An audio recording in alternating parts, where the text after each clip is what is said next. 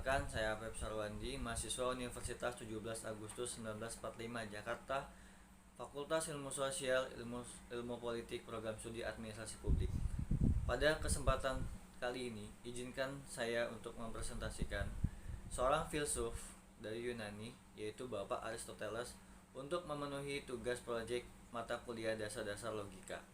Namun, sebelum ke pembahasan, ada sedikit ulasan yang akan saya sampaikan yang saya dapat dari beberapa pertemuan kelas sebelumnya mengenai silogisme, filsafat Athena, dan filsafat setelah zaman pencerahan.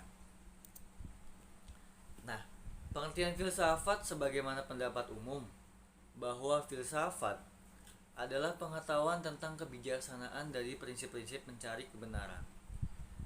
Berfilsafat berarti berpikir rasional dan logis, mendalam dan bebas. Artinya, tidak terikat oleh tradisi dan dogma agama untuk memperoleh suatu kebenaran. Secara etimologi, filsafat berasal dari bahasa Yunani, philo yang berarti cinta dan sophia yang berarti kebijaksanaan. Berikutnya, filsafat berasal dari bahasa Inggris, philo dan sophos. Philo berarti cinta dan sophos berarti ilmu atau hikmah. Oke, kita lanjut ke pembahasan. Aristoteles adalah filsuf dan ilmuwan dari Yunani kuno. Dia lahir pada 384 sebelum Masehi di Stagira, Saldis, Yunani.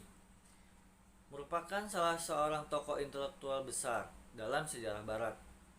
Jangkauan intelektual Aristoteles sangat luas.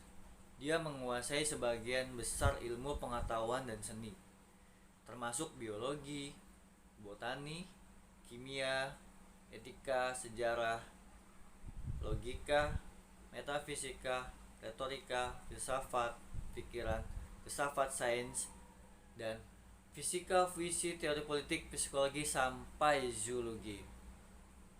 Namun Aristoteles, walaupun menjadi murid Plato, dalam beberapa hal ia tidak sependapat dengan pandangan Plato. Ia selalu berbeda, khususnya tentang persoalan kontradiktif antara tetap dan menjadi. Aristoteles menerima yang berubah dan menjadi, yang bermacam-macam bentuknya, yang semua itu berada di dunia pengalaman sebagai realitas yang sesungguhnya. Itulah sebabnya filsafat Aristoteles disebut sebagai realisme. Pandangan Aristoteles sangat luas dalam bidang filsafat. Maka dari itu juga ia memberikan suatu pandangan tentang konsep Tuhan. Aristoteles adalah orang yang percaya terhadap adanya Tuhan. Baginya, bukti adanya Tuhan ialah bahwa penyebab utama adanya suatu gerak, or first cause of motion. Sedangkan pandangannya mengenai etika, Aristoteles mengatakan bahwa etika adalah sarana untuk mencapai kebahagiaan dan sebagai barang tertinggi dalam kehidupan. Etika juga dapat mendidik manusia supaya memiliki sikap yang pantas dalam segala perbuatan. Sebenarnya berbicara tentang filsafat Aristoteles masih banyak bahasan yang perlu yang penting. Namun yang terpenting dari ajaran Aristoteles ialah masalah logika dan cara ia memperkenalkan berpikir silogismenya itu. Nah, silogisme adalah setiap penyimpulan dari dua keputusan yang disimpulkan dengan suatu keputusan yang baru. Artinya, keputusan baru itu berkaitan erat dengan premis-premis sebelumnya.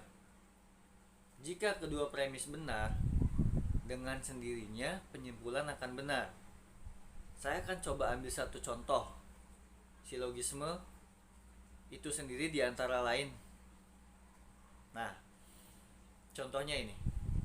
Setiap makhluk akan musnah. Dunia adalah makhluk, maka dunia akan musnah. Demikian Terima kasih yang dapat saya jelaskan untuk pembahasan mengenai Bapak Aristoteles, seorang filsuf dari Yunani. Semoga apa yang saya sampaikan bermanfaat dan dapat memenuhi tugas proyek mata kuliah dasar-dasar logika. Kurang lebihnya mohon maaf. Terima kasih. Wassalamualaikum warahmatullahi wabarakatuh. Tetap optimis dan sehat selalu.